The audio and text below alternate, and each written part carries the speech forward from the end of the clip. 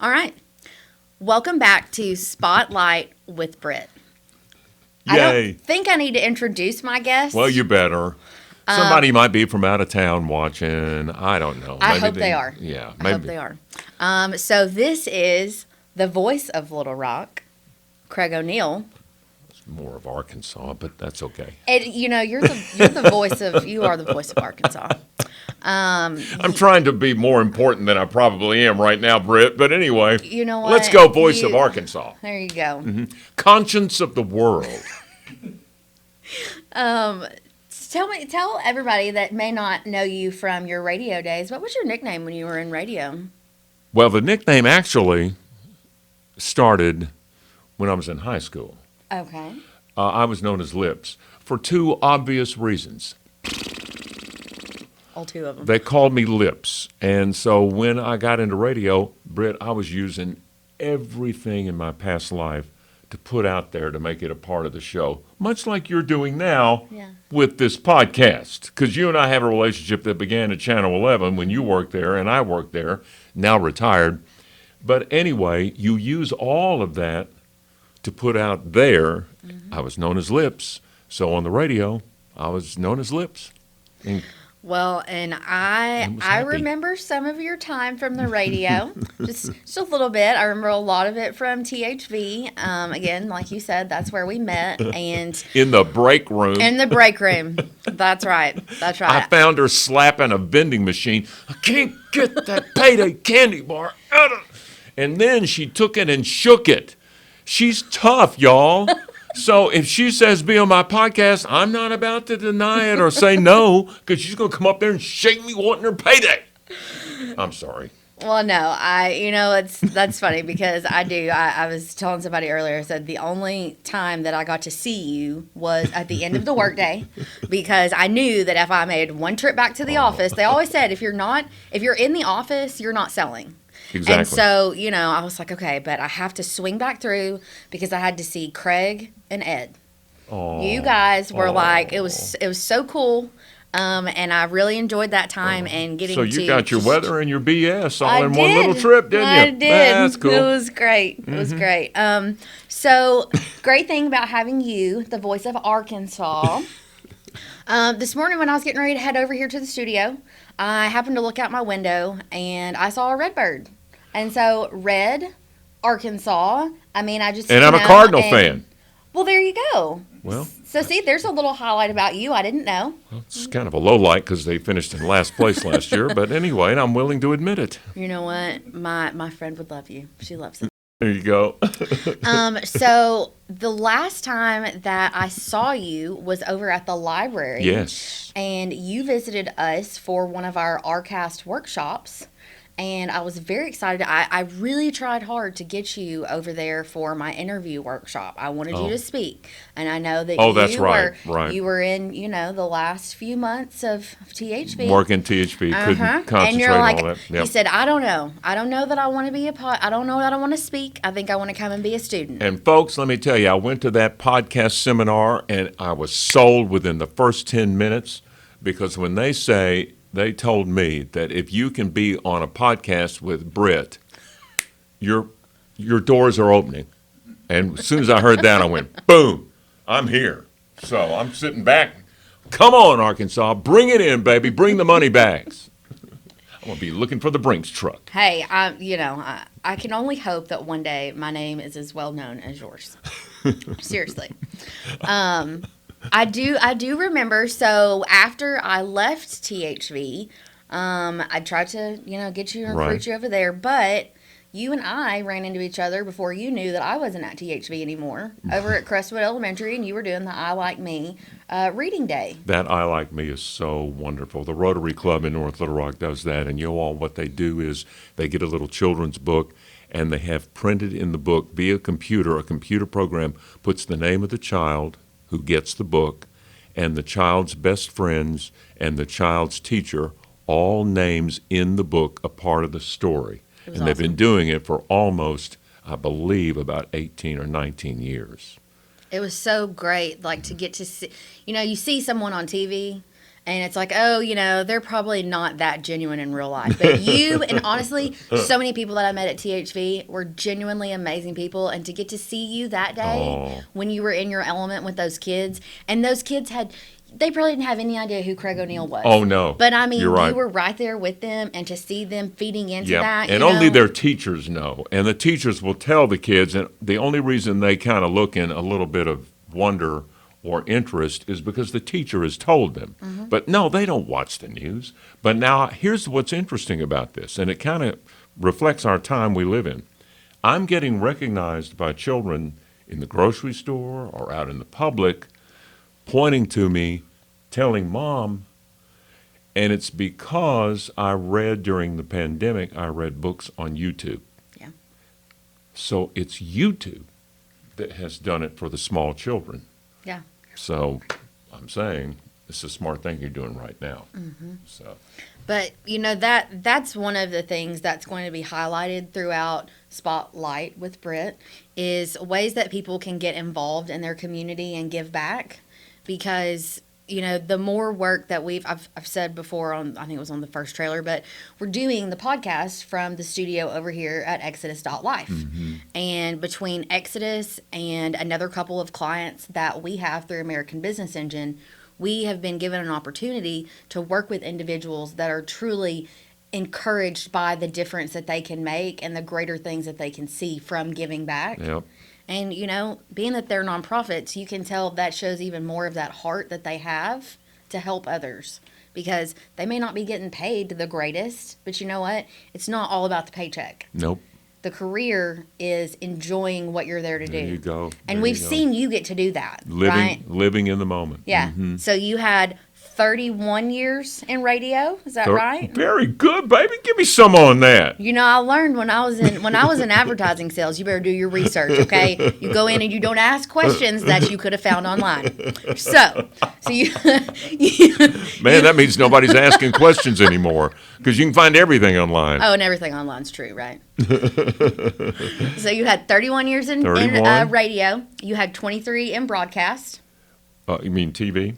Yes, broadcast television. Yeah, broadcast TV. And then actually, it's now, because it's 2024, it's 24 years. So it's true, because it was January 1st, you're right? right. Mm-hmm. Dawn was. I remember in your farewell, your last your last sign off. Dawn was talking about that. She said January 1st, 2000. That's right. So kids, if you're doing the math, if a man that works in radio broadcasting for 31 years, and then he's on TV for 24, how many years has he spent in broadcasting? Beep. Time's up. 55. Ooh. Wow. And 55. And so Never almost a dull moment. there can't be with you. Mm-mm. Almost all of that time, though, you've been with Jane. That's right. I Suddenly dawned on me. Oh my gosh, I've had one woman this whole time. I was looking back and I was like, okay, how long have you been doing this? And then I heard, that y'all been married for a little over 52 years. But we started dating before. at about the same time I started radio. Really? Well, actually, we started dating before radio. So, that's awesome. Okay, kids, let's do another math problem. If the broadcaster began in 1969 and 1 year earlier had started dating his wife, and they've been married 52 years, how many years have they actually been in love? Oh, God, now I lost it there. Man, this is fantastic. This is paying off. This podcast is paying off. Way to go. Get that brain thinking. Mm-hmm. Okay, so one of the things that I remember about the time that I was at THV with you that I thoroughly enjoyed, and I have friends to this day that, oh yeah, I got to join in on that. Better Together recording the commercial for the Super Bowl at Dickie Stevens. Yes. It was freezing cold. Mm-hmm. We had to record in the concourse. Right. And I remember they were, okay, everybody get in here, and then some of y'all in the front, just sit down. I literally had to go back out to the car to turn the seat warmers on because I could not feel my butt. Everybody was frozen. It was so cold. But we had such a blast. You couldn't feel your butt? I was sitting on the concrete. Oh, okay. And it's like you don't realize it's a 30-second commercial a little bit longer maybe. But how many? I don't even remember how many takes we had to do to catch that. But you made it so enjoyable for everybody. Oh, though. it was a party, y'all. We're at Dickie Stevens Park. Nobody's feeling their butt, but they're moving. And had a lot of people walking funny. But nonetheless, it was a party. We had the music jamming, and I just reverted back to 1978 again when I was a DJ doing dances. Yeah. And that's what I kind of got into that mindset. And that day we did that, boom, it was on. It was on. Better to, because the music for that commercial Yeah. was fantastic. It was. Oh, man, it was soulful. They were singing from the heart. Y'all, it was, let's do it again, Brittany. I'm ready to do it again. Take number 17. It's like, just keep smiling. You're having a That's great right. time. That's right. Okay, so the main reason, really, I mean, aside from all the other great stories that you could tell, the main reason I was excited about having you on as my first guest is because the podcast is very new to me. Obviously, this is going to be episode number 2. But you have started your Saturday morning live. SML. Yes, As SML. opposed to SNL. That's right. Saturday morning live, 10 o'clock, Saturdays. I've only done 2, just like you. And now, last year, I did podcasts, Facebook Live every day. And I was told by people and said, no, you just should probably do it once a week. So I backed off that, and then I had to stop because I had all this. I'll tell you what made me stop. The reading tour kicked back in. Going to schools and reading just got to be intensive. So I had to back away from Facebook Live. But Saturday, if you're not doing anything, it's at Craig O'Neill TV. And this Saturday is going to be special because I'm going to give you, and this is clickbait here, the 5 things I'd change if I had a magic wand, the 5 things I'd change about local TV news. Ooh. Ooh. No. Is it going to get nasty? I think not. But you never know. Clickbait. See you Saturday. Look, they're going to get a sneak peek because I'm going to have to take this little portion out and make it a reel or something and help promote because... Boom, baby. Yeah, because that's what you do. That's 2 high fives. Good thing we don't have COVID. Look, I was thinking about that a while ago. I was setting it up, and I was like, okay, do I scoot them further away? Is it cool if we're up close and personal? No. High fives are like punctuation in books. That's right. You know? You say something you like, high five. High five. That's like an exclamation point. 3rd time's a charm. Okay, so on that note of SML, you did a little brief read for us on this last one, talking about your book. And we even got one of the stars of the book. You can't see him, but Thomas is My here son with us Thomas too. is here, and he is a star of the book. You want me to share a little Yeah. bit about Thomas? Yes, I would like you to tell a little bit about Thomas and your book because I remember It's the an funniest episode in the thing. book. It's the funniest thing. He was highlighting the Jordans. I pulled up. He pulled up, and here's his dad standing in a suit, Oh, and that, yeah. Jordans, and Yep. My son would come home from school with Daniel Ross driving Daniel's car, and it was a car full of guys coming from Central High School on a hot fall day, because in the fall in Arkansas it's hot. So they pull up to our house to let Thomas off, and all the guys suddenly start getting wide-eyed and blowing out these exclamations that, well, they're in public school, so you don't know what they were saying. But anyway, because in the front yard, my wife is sitting in an Adirondack chair with a 6-foot, one-eyed Burmese python I cannot imagine. in her lap. And there's a big car parked in the driveway. It's a Cadillac body on bubble wheels. And a man and his son are looking on laughing, and I'm standing there in a tuxedo, shorts, Jordans, and all the guys in the car with Thomas are just going crazy, but not Thomas. Thomas is not going crazy. He's just looking on and going, okay. Another day in the life. That's right, because his father is Craig O'Neill, and this ain't nothing he hadn't seen before. but it was amazing. I honestly, I can only imagine it. Well, it was on the day of the. I'll tell you what it was. It was the Faulkner County Fair Parade. I've been on the radio earlier that day and said, "Y'all, I need something to ride in the parade that's unusual." Father and son called me and said, "We've got it for you, a Cadillac on bubble wheels." Well, when they came up to Little Rock, there's a burlap bag in the back seat and it's moving. I said, "What you got in the bag?" And they said, "I'll show you." They get out, and they pull out this 6-foot, one-eyed Burmese python that is beautiful. It's a beautiful snake. Albino. It was an albino. That's right. Thomas off camera says albino. That's right. Reminded me. Beautiful snake, Brittany. And Jane was like, "Hey, I want to." Oh yeah, Jane puts it around her neck. It's like a boa. Well, don't say boa around a python. They'll get They'll get jealous. offended. But anyway, and then I held it, and it's heavy, but he's docile and friendly, and Wow. and then the father says, "Now, if he hadn't eaten before we got here, he wouldn't be that friendly." Thank you. Thanks for feeding him today. Appreciate it. Put the squeeze on me. So we went up to the Faulkner County Fair Parade, put the snake on the hood of the car, Oh my God. and went through the parade with this python on.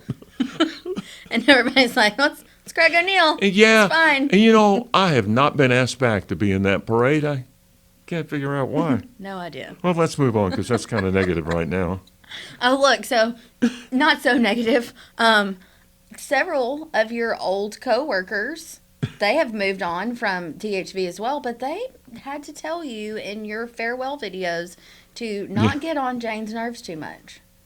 So is that a favorite pastime that you, I mean, it's already happened. It's been a week and a half and it's, I said I do, and she said you better. yeah. I heard she's the boss. Well, yeah. People say to her, doesn't he wear you out talking all the time? No, because all I do is listen.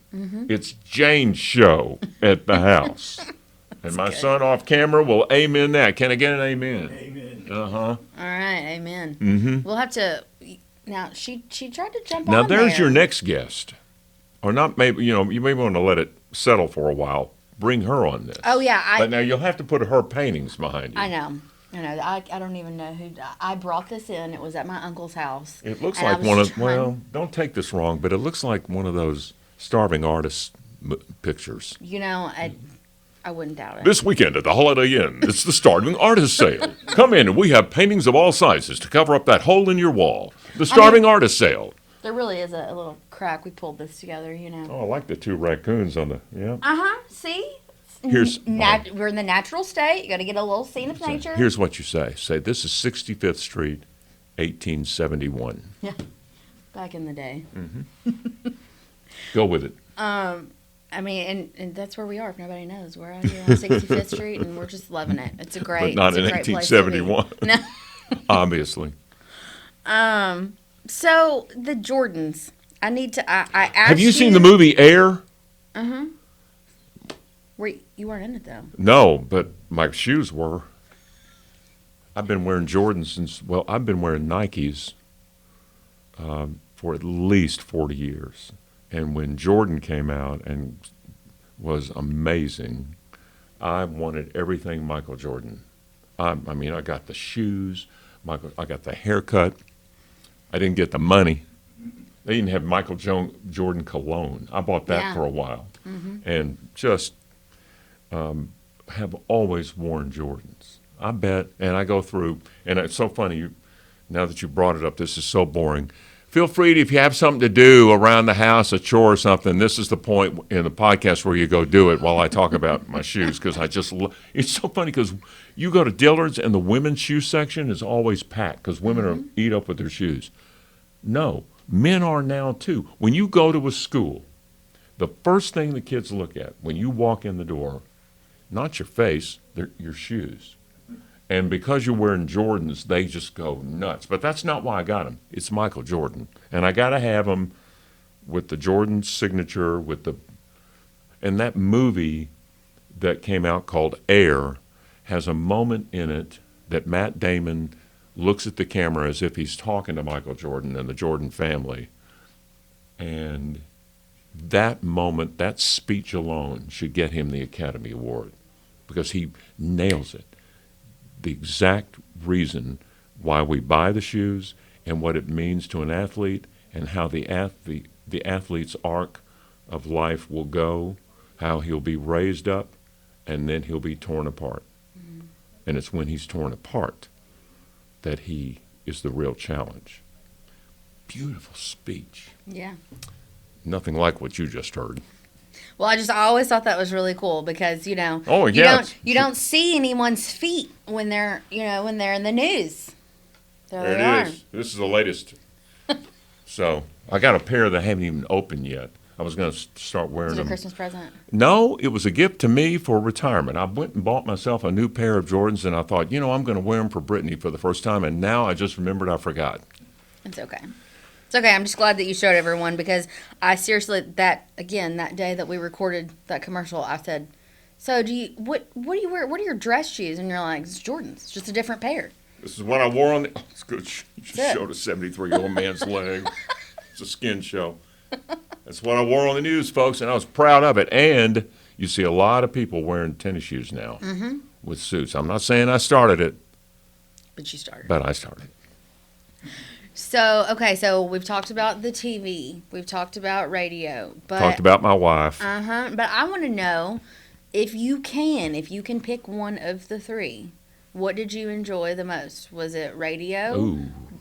Being the news anchor? Or being the sportscaster? Well, you're going to, because, and you've seen me in a classroom, and you've seen me on this podcast, because there are no restrictions and you can improv, I'm going to have to go, since you've asked it, I'm going to have to go with radio.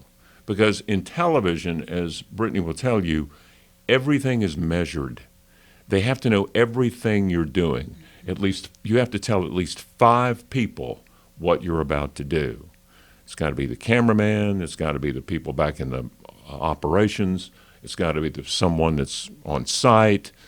You've got to tell at least 5 people, I'm going to the bathroom, I'm going to the bathroom, I'm going to the bathroom, I'm going to the bathroom, I'm going to... They've got to know. And things have got to be scripted because you have somebody back in the control room ready to hit a button when you say this particular thing. Radio, the boundaries are off. You're the one in control. Yeah. If you want to talk about your wife, go right ahead. You want to do an improv on a painting standing by, go right ahead. There you go. Or you want to show your shoes, go right ahead. Yeah. I was going to see him. And that's why I love that last show, the Goodbye Show on Channel 11. We did 10 minutes of news, and 20 minutes was just freewheeling. Now, there were some questions written for Rolly and Faith on the prompter, but I just went off. It was great. Yeah.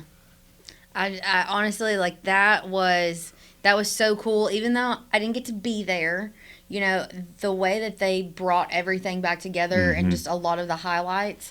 I know that you said that every 11 miles was one of the favorite things that you did. That was it. And I think a lot of it has to do with my age, because the older you get, your testosterone level drops, men. And what happens is when you get to be above the age of about 62, 63, your testosterone level drops, meaning you cry at the slightest provocation. You cry at AT&T ads. You cry at Cologuard. Maybe for a different reason. You tear up. And the every 11 miles we shot when I was 66 years old, we started on one side of the state and ended up on the other side of the state. And this was inspired by an art installation at Crystal Bridges. Okay. Crystal Bridges Art Museum in Bentonville. Yeah. Doesn't that sound like a name of a stripper? Crystal Bridges? I had never thought about it until Attention now, members and guests, now showing at the Sunshine Club, in from Nashville, that exotic dancer, Crystal Bridges. Don't miss her act. Anyway. I totally see why you liked radio the most. Yeah, there's going to be so much editing going on. You're not going to believe it. I don't know if I'm going to edit any of this. No, you'll edit that out. But this artist in Crystal Bridges went across the United States, and every 25 miles she'd stop and paint on a small canvas whatever she saw. And the whole installation was all these small canvases put together Wow. to show the journey. And what you got was this mosaic that reflected the variety, the beauty of this country. And I thought, driving home with Jane, I said, that'd be a cool TV project.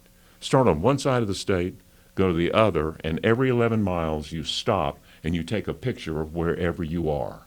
So that was your idea.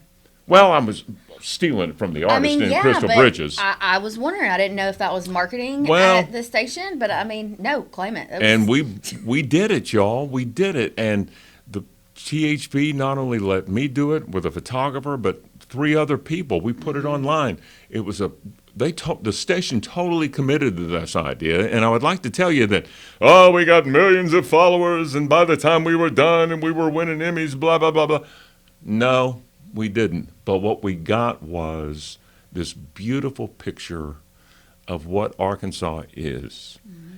And I kind of wrote a little, almost like a poem that went with it. And I did get Edward R. Murrow Award for writing for that piece. But it was my favorite piece because what it was a love letter to Arkansas, where Brittany and I were raised, and I absolutely love this state. I love everyone in it. I love every part about it. Yeah. And it came through in that piece. So that was actually, even though I didn't retire for another 5 years or 6 years, that was my farewell in a lot of ways. I mean, the ending. I'm so glad you brought it up. The way that, like, the last couple minutes of it, I listened to it again yesterday, and I was like, okay, maybe there's one more question I feel like I need to ask. But the way, and that may have been what you're talking about. The ending of it, the last few minutes. I mean, it was just so awesome. One of the things that I really enjoyed about it was when you said, Jessie wanted to go over to Memphis. And y'all really just wanted to go get some barbecue. Mm-hmm. But the sticker that you mentioned, I have my note down here, live a great story. Isn't that wonderful? That was so awesome. And I thought, I have to mention that because, like you said, that was on the door of the barbecue place in Memphis. And we had just made it all the way across the state, every 11 miles stopping. And it said, live a great story. Yeah. And I looked at it and went, we just did. Mm-hmm. Yeah, I thought I'm so glad you brought it up. Yeah, well, I mean, and that's what I was looking for is the things that you really loved and enjoyed, because I feel like initially when I was wanting to do this podcast, I was going to do it and position it for people that were business professionals, and specifically to give them ideas of people that are business professionals and tell their story and even highlight, kind of like a career expo of, hey, this is what this person's doing. Did you know that? Because I graduated from UALR. I'll always call it Euler. I don't care what they want you to tell you. Okay. Yeah. And so, it's like I didn't know what I wanted to do when I graduated from Mount St. Mary going to UALR, but I got a full scholarship there, so I wasn't going anywhere else. And I went to the business school, and I still didn't know what I wanted to do for 2 semesters. And I just really thought that it'd be a great opportunity to get people, especially younger people that were listening to podcasts nowadays, and highlight those things, but kind of transform that to highlighting the people and the businesses and organizations in Arkansas and spotting light, kind of like what you do with with your Arkansan of the Day. Arkansan of the Day. I honestly, I'm so glad that you're still doing that. And that was when I was thinking of who was going to be my first guest. I was like, you know what? I don't think that there would be anyone better if he would honor me with doing this, because you continue to do that. And I think it's so incredible. Because you do. I mean, you find great things that people are doing. Right. And it leads to a story. Yeah. And it allows you to tell a story. You want to know why that started? I kept reading in the papers and magazines about how Facebook reflects the narcissism that is rampant in America. And it's reflected by Facebook and by Twitter, but primarily Facebook. And I thought, what I'm going to do on my page, instead of telling you about my dog or showing you what I had for dinner or doing my vacation behind a palm tree and showing you a selfie with a palm tree, You know what I'm going to do? I'm going to talk about an Arkansan who is giving of themselves, expecting nothing in return, doing it for the joy of giving. Mm-hmm. And with that, we'll tell the story of how they got there, why they're doing it. It allows me to tell the story, and it takes the focus onto giving, just like you're doing right now. It puts the focus on giving. And if we have a culture that is built around and turns its back on status, and instead turns its focus on giving, oh my gosh. Mm-hmm. Politics, the economy, education, it all changes. Mm-hmm. So Absolutely. And so, that's my high-minded way of saying I'm going to keep it up. well, you should. And I know that a lot of people enjoy it. And, I've seen the last couple weeks you've gone through and highlighted different people from Yes. THV. Yes. And then the connections that you had with them from Early, before way, THV. Right, way back. Mhm. And so that's so cool to me because, again, that talks to your journey of how you met them and then how everything kind of circles back, right? That's something that I found has been really awesome for me in this journey from graduating from UALR, not knowing what I was going to do, to, okay, I got my degree in marketing, to, okay, 12 years later, I'm an entrepreneur. I was fortunate enough to be offered the opportunity rather than, taking the step out on my own and not knowing what was going to happen. But people that I had met previously reconnected with through American Business Engine. There you Like go. Exodus, when Yeah. we were doing the, you remember when we were doing the Red Kettle, the first year that Scott started doing the Red Kettle. Right. And I had been connected with someone here at Exodus, and I reached out and I said, hey, this is what we're doing. They were so excited to be able Really? to give. We came out here. We actually even had the executive director, Myra. She came on the Vine Wow. one time before they opened up the Jefferson County campus. Wow. So they have the campus here in Pulaski and in Jefferson counties. But like God's awesome, and the way that you can get reintroduced to someone, and it's like that old friend. Opens doors, yep. Yeah, and you just pick back up, and so it's been really awesome. And even though I haven't got to go to one of the AEDD events, Oh. I'm wanting to Arkansas Arkansas Enterprises for the Developmentally Disabled. Uh-huh. Fabulous. It's an industry where Arkansans with developmental disabilities can work and produce, and in the process, get self-respect. Yeah. So you just said the magic words. AEDD. Yeah, see, and that, so there will be other nonprofits that we highlight through There you go. Spotlight with Britt. And so that was one thing that I wanted you to take a minute and talk about because like I said, I haven't got to attend one yet, but I will be going in 2024 this year. Oh, good. I will Okay. go. Okay. She's down for it. I heard Brother Hogg shows up. Brother Hogg shows up and preaches a sermon, and we get the hog call. This year, I want to have cheerleaders. I want AEDD to produce some cheerleaders. Hey, And I think that would be a good addition. I know a lady over there, so I'm going to tell her that you had an idea. I'm already thinking about it. Mm-hmm. Well, you were in sales, and this is in the book. People don't know this. I was in radio sales from 1975 to about 1978. And what's a word that I can best describe how good I was? I stunk. I was awful in sales. I mean, I had great ideas. I would come up with promotional ideas, but I couldn't ask anybody for money. I couldn't get to the point where, would you sign here? I did occasionally, but it was just because there are two types of people in the world. I read this in a book. There are the guessers and there are the askers. The guessers will ask, but only if they know the answer, if they think they know the answer. The askers love the joy of asking, and these are great salespeople. The askers make the best salespeople because they enjoy the process of asking. Well, I was a guesser, and if your job to support a son and a daughter and to raise money for them is to go out and sell, I stunk. So, but here's the thing, real quick. In 1977, was going out and doing dances because I was so bad in sales. The only way to get money in the house was to go do dances as a DJ. But I was still on the sales force, and I stunk. So I'm out doing dances, and UALR has a marathon dance fundraising event where they're going to dance all night in the student union. They need DJs. So I volunteered to do the 10 p.m. to midnight shift as a DJ.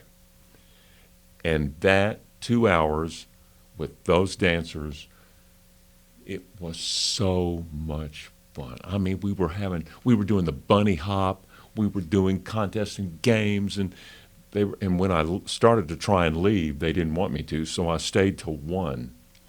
Brittany, here's the point of the whole story. Watching it all take place was the guy that was to come after me. As it turns out, he was the program director at the time at KLAZ. And when they had a morning show opening come up 5 months later, he'd seen what I'd done, called me, and the rest is in the book. Point being, you got there opening doors by giving of yourself. Going to that dance marathon. I'm not getting any money for it. I'm just there to have a great time with people, and it's not many people actually, but you're fundraising, and you're having fun at the time. And the point being, you give of yourself, and you think nothing of it. You go back home, and the next thing you know, you're talking about 55 years of broadcasting and a book. But I know that I can only imagine if we had a GoPro from the time that you started, I mean, between the prank calls. You'd hear the same joke 5,000 times. The prank calls were great. Oh, I loved them. I mean, Well, the caller ID killed me. If I find the guy that invented caller ID, ruined a perfectly good career. You know what's funny though? Like that's something else. So you think about the things that we had and then how things have evolved, right? So like after a year or so after I graduated from Mueller, I went to work for the Yellow Pages. People, you say Yellow Pages now, and they're like, what's that? What is that? But, I think that having a podcast allows you to pull those memories back out and share them with people, and that's what this is really all about. There you go. And so I know that you have a ton of stories, and I plan on having you back. When I get the book, I want to come back. When I get it published, I want to be back. What's your timeline on that? Well, I'm hoping to get it finally written by January and then published sometime in the spring or early summer. So plan on getting a call from me. Okay. Just make sure that you don't put your phone on the delete button again. Hey, I'm 73 and I can't control my hands. He had the in his Saturday morning live. He put the phone on the delete button and I guess computer. And didn't realize. And so he's getting into reading it and going to give us a little sneak peek. And then he's like, and I put the phone on the delete button. I couldn't continue because the phone had deleted. So I had to hit X. So you get the window that says, "Do you want to save your changes?" No, I want to go back to what I originally had. Thanks, Brittany, for bringing that up. I'm not coming back here. I'm so embarrassed. No, but you know what? That right there is the testimony to just start. Just start something, and if you hit a bump along the way, hopefully you can click the undo button. Yeah.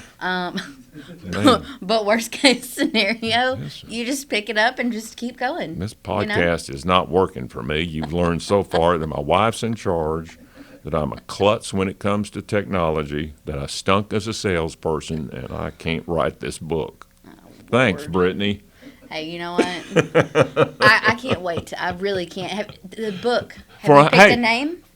Well, right now, here's the name. It is No Ordinary Days, The Life and Times of Craig O'Neill by Randy Hankins, which is my real name. I'm often confused with Craig O'Neill. We're often seen as the same person, but we're totally different. Craig O'Neill gets the money. Randy Hankins knows how to spend it. There you go. So, anyway, so that's the What do you think of that? I like it. Do you? Now, you're not just being nice, are you? What do you think? So I was told that maybe where in the world is Craig O'Neill? Oh, yeah. Oh, Whatever happened to Craig O'Neill? Yes. That one too, yeah. Which of the two do you like better? Whatever happened to Craig O'Neill or No Ordinary Days? I mean, honestly, I think No Ordinary Days is, Oh, okay. Well, it ties in now with the new opening Thomas I've got can- to the book, so. Thomas can tell about it. Okay, well. He I can don't think- attest to No Ordinary Days. And by the way, for $100, I'll put you in the book. Really? For $200, I'll keep you out of the book. No, look, see, this is the kind of thing they have to go back. Did you see her? and Did you see Brittany? She goes, really? I'll take the 100. Save myself. I can go buy me a pair of Jordans. Craig's book for 100. It's like Jeopardy. Okay, so I mentioned AEDD. So one more thing, I want you to tell us, and there's probably not just one. So give us a few of the nonprofit organizations that you have enjoyed most helping with fundraising and being involved in their Well, they events. I know there's so many. I know. Well, I'm not going to list them. There's no status associated with this because they each are so special. Because when you get there for the event, there's an immediate, but if there was any talent I had, that would be it. The immediate way to commit yourself to whatever the event was doing, which is why I got asked back a lot, because I'd walk in the door, because quite frankly, and everybody watching knows, you open your calendar and you go, oh gosh, I've got that gala to go to, and I said I'd go do it, and I'm not going to have a Saturday night free, but I told them I'd be there, so I'll go. And you go, and with me, as soon as I got the tux on, as soon as I got the tennis shoes and the tux on, I'm there. And when I walk in, I'm committed to the point where I want everybody to have the best time they've ever had. I'm wanting this podcast to work. I want Brittany's podcast to take over the world until I get one. And then we'll have a war. No, I'm just kidding. But I just want everybody to have a good time. Yeah. And the point being, when I walked in the door, I was committed. There was nothing, baby, it's showtime, Yeah. And so that's about the only talent I've got. You know who else is so good about that? And this is going to sound egotistical to compare myself to this man, but that I've noticed is Will Ferrell. Oh. But no matter the role that Will Ferrell plays, whether it be on Saturday Night Live, he's a guest on a talk show, on the Broadway stage, he's all in. He is totally committed to doing something wild and bizarre. Now, I'm not that wild and crazy, but there were times I got a little close. But the point being, all in, completely invested in whatever's happening right then. Yeah. Isn't that remarkable? Anyway, so... Well, But anyway, back to the events and the galas. The ones that get to you the most are the ones where you see what you did, and it may be years later. Example: I'm at the Otter Creek Library about 5 years ago, reading to kids in the summer reading program, and a daycare walks in. About 30 kids, and I love having that many kids. And so I welcome the kids, I'm playing with them, and the owner of the daycare comes up to me and says, I need to talk to you when you're done. In that tone of voice, to the point in your head you're going, oh my gosh, have I done something wrong? What did I say? So I went ahead and read him a book. After it's over, I went, okay, let's go face the music. Yeah. I go over to her, and she says, when I was 7 years old, I was a foster child. I'd been moved around to several different homes, and I'd just been told I had to go to Terry Elementary, and I was angry. And I went to Terry Elementary School, and I was mad. I had to change homes. I had to change schools. I was angry. I'm 7 years old, and I'm letting people know it. And she said, on that first day at the school, you showed up, and you made me laugh. And I laughed and I laughed. and everything was okay. And I've never forgotten it. Yeah. And that's when the reading to kids, or whatever you do, when you see the impact that you had at that moment, that particular charity or nonprofit, that's number one. Ooh, sorry, I'm starting to get emotional. Hey, I don't have any Kleenex in here, so don't. Okay, I know. You got everything else though. No, but that's incredible, and I'm so glad that you shared that, because I had a friend and she actually commented. She listened to the trailer and she said, "I feel like this last year my life has just been all over the place, and that this year can be a new start. And I'm really excited to see what your podcast brings to the table, because I want to get involved in the community, and I feel like there's a greater purpose that I can serve." And of course, this is all paraphrased because I can't remember how she said it exactly. But, and it's like that's the thing, if you can, like you did, if you can bring inspiration and happiness to one person, then it's all worth it. And yeah, it might be taxing to figure out, okay, yes, I committed to this and I can't go do this thing because I do have to be here because I'm already committed. Right. But at the end of the day, when it's all said and done, I mean, it's great. And so the question is, where do you devote your time? We've talked about giving, but who do you give to? Well, that's when you look in. What moves you? What lights you up? What is the passion? With me, it was reading to children and showing them the joy of reading. But what is it for you? And there's your direction. Yeah.